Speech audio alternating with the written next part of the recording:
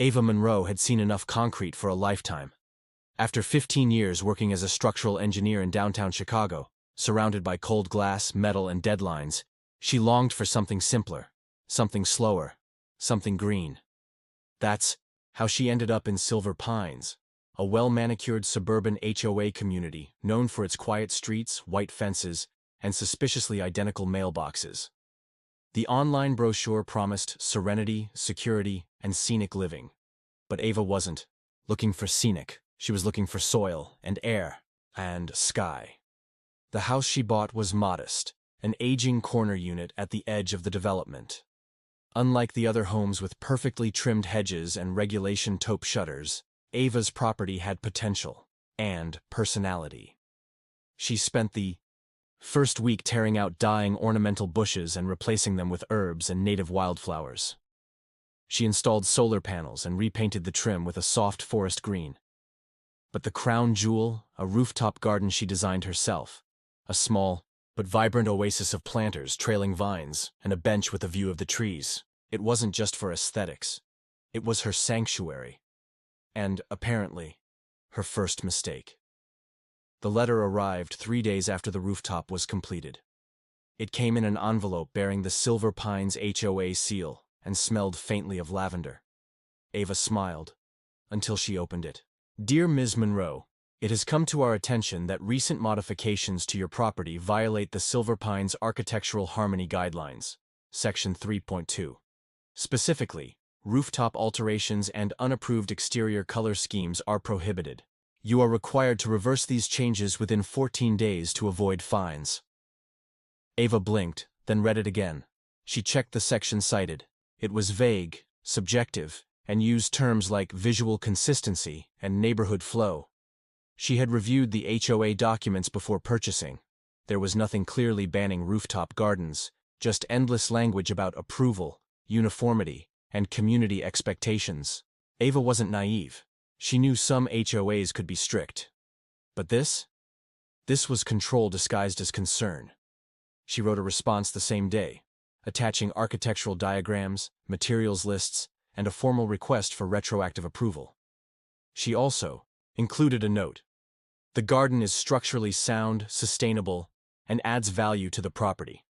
I'm happy to discuss further, but I will not be dismantling something that harms no one and benefits the environment. 2 days later, a woman appeared at her door. Polished, poised, smiling too much. She didn't introduce herself right away, just handed Ava a clipboard and said, "You're new. Let's talk about expectations." That was Ava's first meeting, with Karen Withers, president of the HOA. Karen looked like someone who ran PTA meetings like a Fortune 500 boardroom. She wore pastel-like armor and wielded bylaws like weapons. "This neighborhood thrives on harmony," Karen said, tapping her manicured nails against the metal clipboard. "When someone disrupts that, it has ripple effects." Ava raised an eyebrow. "By planting vegetables?" Karen smiled wider. "By breaking the pattern." The next week was a quiet war. Karen began sending letters with vague citations. Ava replied with permits and legal language. When that didn't work, Karen sent an inspector. Ava greeted him with coffee and a binder of structural calculations. Every time Karen tried to box her in, Ava found a loophole, but the tension simmered, and Ava knew this wasn't just about a garden, it was about control. Karen had built Silver Pines like a museum display. She pruned it, polished it, curated it, and Ava's garden was a weed she couldn't pluck. On a Friday morning, Ava stepped onto her rooftop and looked out. The sun was rising. Bees buzzed. A squirrel darted between planters. This was her peace. But as she looked toward the street, she saw Karen standing across the cul-de-sac, staring up with a phone in her hand. She wasn't smiling this time, and for the first time since moving in, Ava felt the air shift. The first blow came quietly. At 2:43 a.m., Ava's power went out. She awoke to darkness, her solar backup humming faintly, but the main grid completely dead. The refrigerator beeped its protest. Her security cameras blinked off. A call to the electric company confirmed her worst suspicion. There's a temporary disconnection scheduled under HOA directive for system upgrade compliance. Ava sat in silence, staring into the glow of her phone. Karen had cut her power. The next day, Ava marched into the HOA office, a small building near the community clubhouse that looked like a luxury spa but smelled like printer toner and passive aggression. Karen sat behind a desk stacked with folders. "Ah, Ava," she said, voice dripping with faux concern. "I was just about to reach out. Why was my power shut off?" Karen didn't blink. "Routine maintenance. We're upgrading the neighborhood's energy grid. Your solar system interferes with our metering." "That's nonsense. My system's legally permitted. I've submitted documentation. Your panels are non-standard in appearance and have not been approved for visual consistency." "So now this is about aesthetics?" Karen folded her hands. "It's about order." The following week, the letters started coming faster. A $250 fine for excessive non-native vegetation, $125 for unauthorized external lighting, $75 for structural noise concerns from rooftop equipment. Though no one had ever complained, Ava appealed each one. HOA response times: 1430 business days. Fines due in 7. One morning, Ava found a notice taped to her door. Final warning before lien. Another letter warned she was at risk of legal escalation. The irony? She was one of the few homeowners who actually improved their property.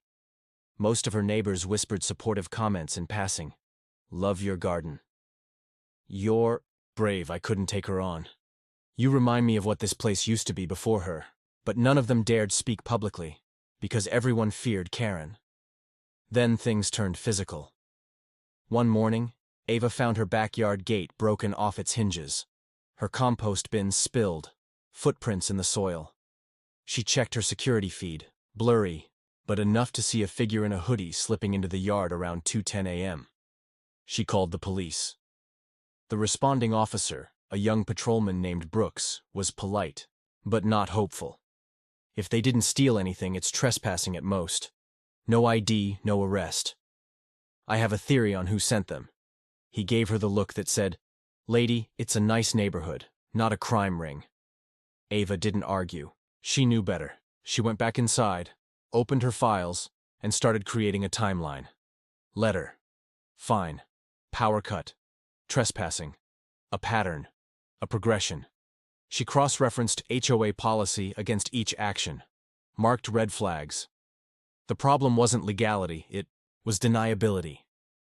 Karen had created a system where every punishment looked like enforcement, but felt like personal revenge. Then came the most blatant move. Ava received a certified letter labeled Executive Inspection Notification. Inside, a document signed by Karen, claiming HOA had received multiple complaints of suspicious rooftop modifications, and per Section 5.7.4, would conduct a mandatory inspection inside the home for compliance. Ava laughed out loud, and then, she got angry. She installed new motion-activated cameras around the property, added 2 floodlights, changed her passwords, backed up her system in 3 locations, and she sent Karen one final letter. To the HOA board and President Withers, any further intrusion, harassment, or policy misrepresentation will be met with legal action. My rooftop is not your jurisdiction. My home is not your playground. I will not bend. I will not break. Respectfully, Ava Monroe. Karen's response didn't come in the form of a letter. It came with silence, no notes, no fines, no threats. For 10 days, Ava heard nothing. She thought maybe she'd won. But on the 11th night, something shifted. The wind howled harder. A shadow crossed her garden, and the camera on her rear gate blinked off for 2 seconds. A glitch? Or something worse? She didn't sleep. Because deep down, Ava knew Karen hadn't gone silent. She'd gone cold, the calm before the fire. The night started like any other. Ava returned home late after visiting her sister in the city. She was tired but calm. The rooftop garden had grown lush. The air smelled like rosemary and pine. Her solar backups were charged, her system secure. But something felt off. There was no letter on her door, no passive-aggressive HOA email, no neighbor peeking through their blinds. Just silence. Too much silence. Around 1:12 a.m., Ava stirred from sleep to the sound of crackling. At first she thought it was rain. but it hadn't rained in weeks. She opened her eyes and saw flickering, orange light on the ceiling. She bolted up. Smoke curled under the bedroom door. Her instincts kicked in. She dropped low, crawled across the floor, pulled her emergency bag from under the bed, and reached for the fire extinguisher near the closet. But when she opened the door, the hallway was already engulfed in flame. She didn't scream. She didn't panic. Years of training taught her how to keep a level head. She smashed her window with a chair, climbed onto the roof ledge, and jumped down to the side yard, spraining her ankle but landing alive. As she stumbled into the street, barefoot, coughing, clutching a bag of blueprints and hard drives, the entire back half of her home lit up like a furnace. The neighbors poured out of their houses in robes and slippers, mouths agape. Someone called 911. Someone else handed her a blanket. And Ava? She just stood there, watching everything she built burn. The fire department arrived in minutes. They fought hard, dousing the flames, breaking windows, tearing siding. The smoke spread into the sky like a dark flower blooming. Over suburbia, one firefighter approached her, helmet off, soot on his cheek. "Miss Monroe, we contained it. Damage is significant, but the structure's still standing. You were lucky." Ava nodded, still dazed. Then she asked the question that had been circling her mind since she saw that first flame. "Where did it start?" The firefighter hesitated. "Rooftop." Ava blinked. "Solar panels? Not likely. They weren't the ignition point. We think it started near your garden equipment." A pause. There was a melted canister. Looks like a fuel accelerant. Ava's spine went cold. "I don't keep fuel up there. Nothing flammable. Only sealed compost and water." Then someone put it there. The next day the HOA sent flowers, a polite card. Generic. "We're so sorry for your loss. The community stands with you. Silver Pines." "Show It" was signed by Karen Withers. Ava crushed it in her hand. The insurance adjuster arrived 2 days later. The moment he stepped onto the property, he commented on how unusual it was for a fire to start. On a non-powered rooftop, Ava nodded. "Tell me something I don't know." She walked him through the garden's design. Non-flammable materials, no electrical circuits, water-safe systems, even thermal insulation beneath the soil beds. He was impressed, then confused, then suspicious. "I'll file a preliminary report, but off the record, I've seen cases like this. Usually involves someone trying to make a statement." "Like what?" "Like, you don't belong here." That night, Ava didn't cry. She sat on a folding chair outside the blackened shell of her home, drinking tea out of a travel mug, watching smoke still curl from the corners of the roof. Her garden was gone. Her home half ruined. Her ankle swollen. Her future unclear, but something inside her was sharper than ever. She opened her laptop, pulled up surveillance footage from the backup cloud, scrolled to the window between 12:30 a.m. and 1:15 a.m. Most of it was blocked by smoke or heat glare, except one clip, 47 a.m. A figure in a hoodie walks along the back fence, pauses, climbs something, and disappears out of frame. Then, 2 minutes later, the first glow of fire.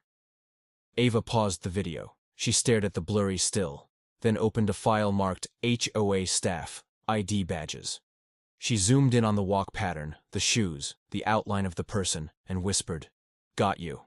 Ava didn't sleep the night after the fire, not because of the pain in her ankle, or the stench of smoke on her clothes, or the anxiety of what came next, but because she was busy building her case.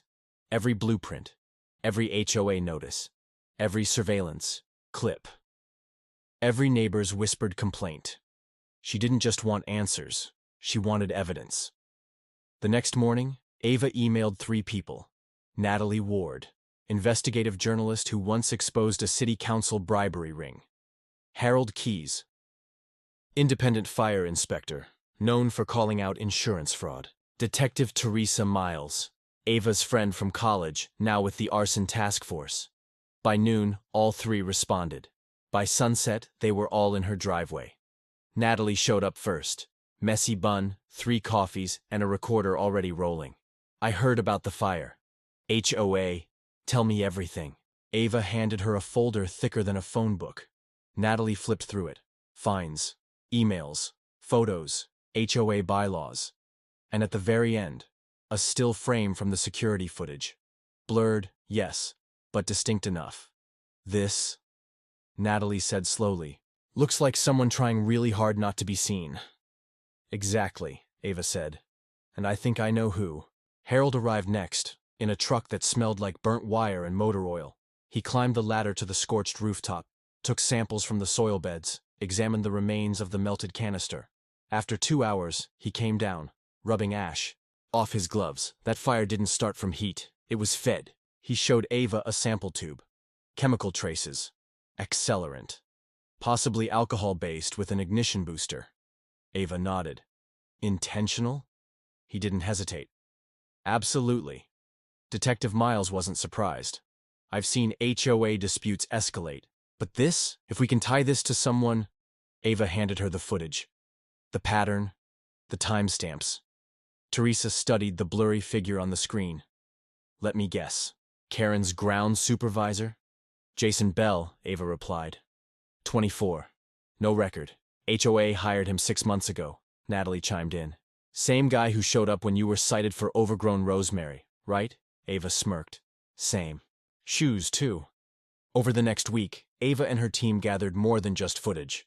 Insurance policy updates signed by Karen exactly 7 days before the fire, increasing coverage by 400%. An internal HOA email chain referencing Ava's rooftop as a pending compliance issue with monetary implications.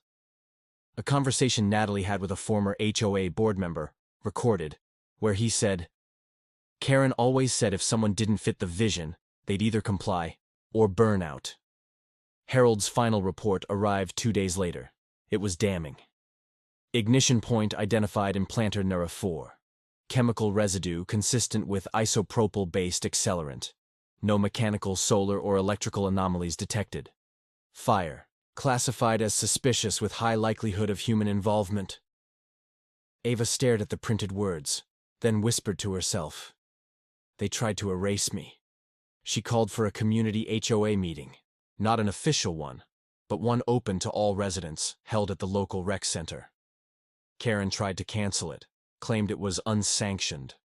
Ava posted the flyer anyway, titled it, Transparency in HOA Governance, a presentation by Ava Monroe. All are welcome, especially those who've ever been fined, silenced, or afraid. The rec center filled up fast. More than 60 residents showed. Some with their own files, some just curious, some ready for a fight. Karen sat in the front row, arms crossed, trying to hide her panic under a smug smile. Ava walked to the podium. She didn't start with anger. She started with facts. She played the fire footage. She showed the inspection report. She outlined every citation she'd received. Displayed the new insurance policy signed days before the blaze. Then she paused. I'm not here to make accusations. I'm here to ask questions. The crowd leaned in. Why does our HOA fine those who improve their homes? Why did insurance jump just before my fire? Why is there no audit of our HOA spending? And most of all, why do we live in fear of the people who claim to represent us? A silence heavier than fire hung in the air. Karen stood. This is slander. You're paranoid. You're making a scene. Ava turned calmly. I lived through a fire. I'm not afraid of a scene anymore. Karen Withers didn't sleep the night after Ava's presentation. Not because she doubted herself, but because for the first time since becoming president of the Silver Pines HOA, she no longer controlled the room. She controlled the paint colors, the mailbox heights, the lawn lengths, but she couldn't control truth. And truth had gone viral. Clips from Ava's presentation had spread across neighborhood forums. A Reddit thread titled, HOA President Linked to Suspicious Fire, reached 80,000 views overnight. Natalie Ward published her exposé the next morning. From Gardens to Ashes, How One Woman Stood Up to a Corrupt HOA.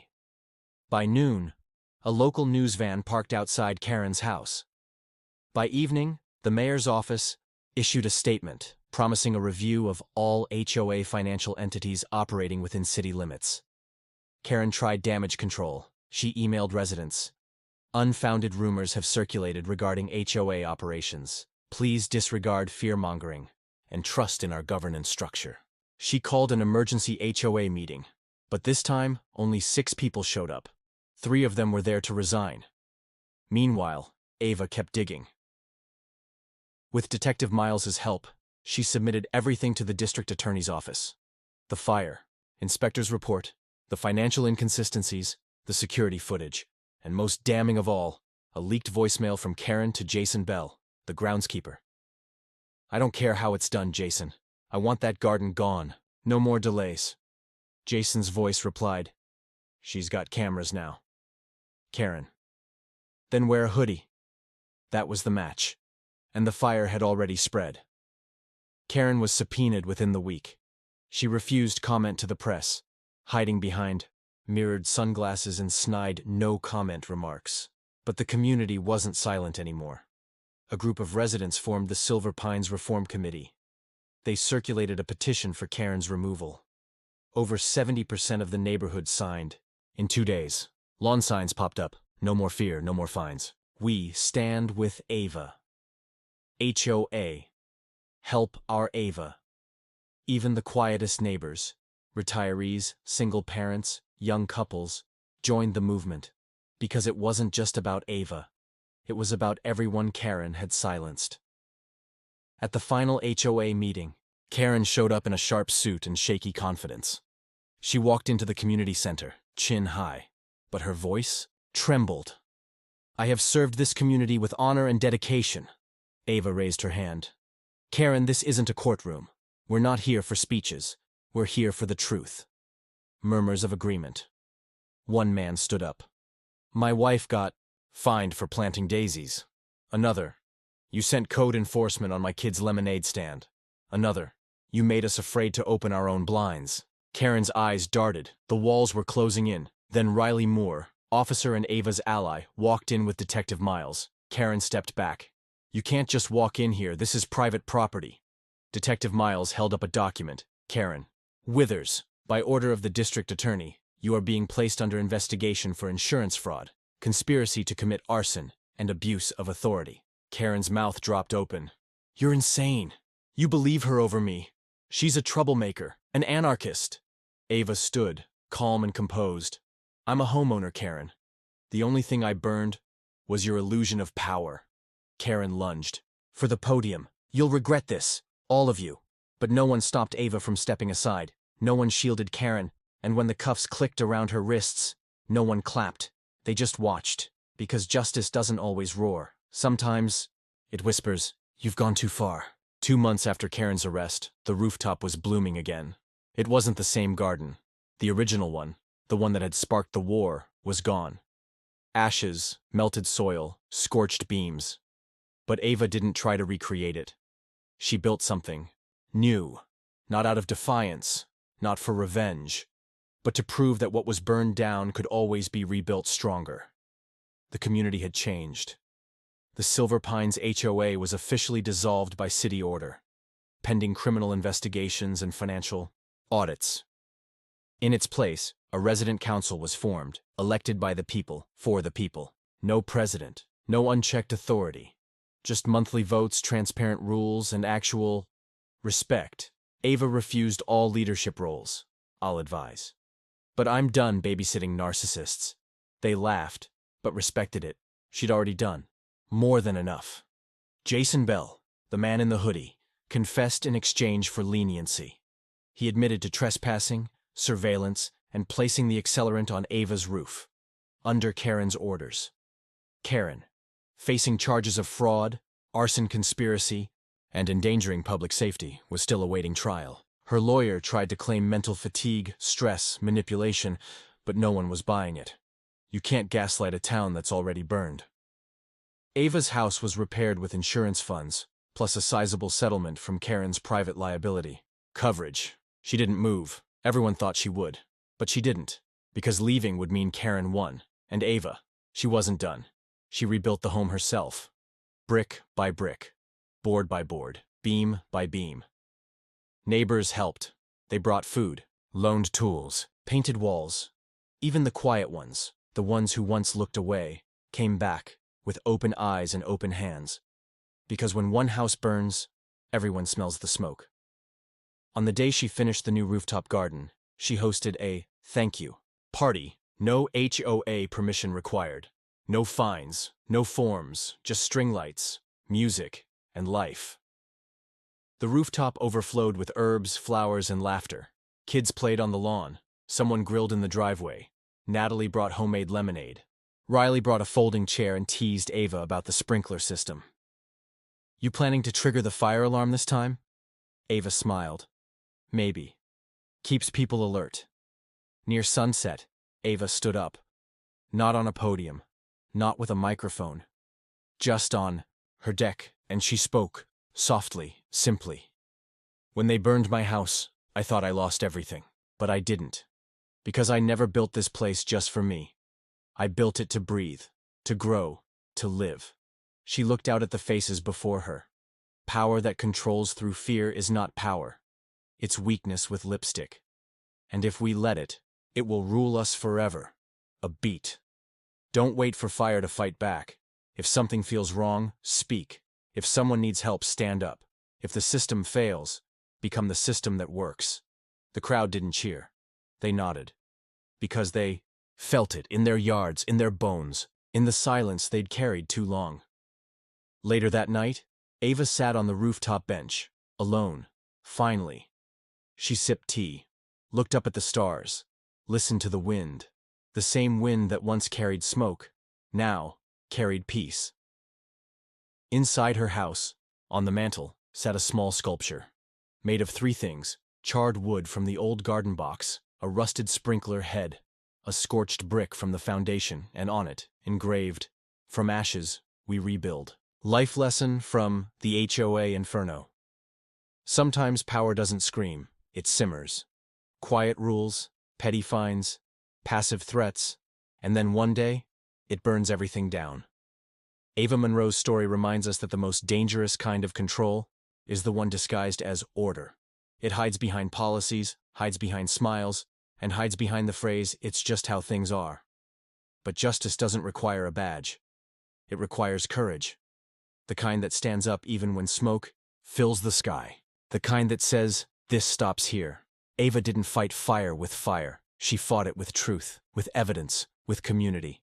And most importantly, she fought not just for herself, but for everyone too afraid to speak. Because in every neighborhood, every system, and every life, there comes a time when silence is no longer strength. It's surrender. And you don't have to surrender. Love stories like this? Want more bold, original HOA showdowns?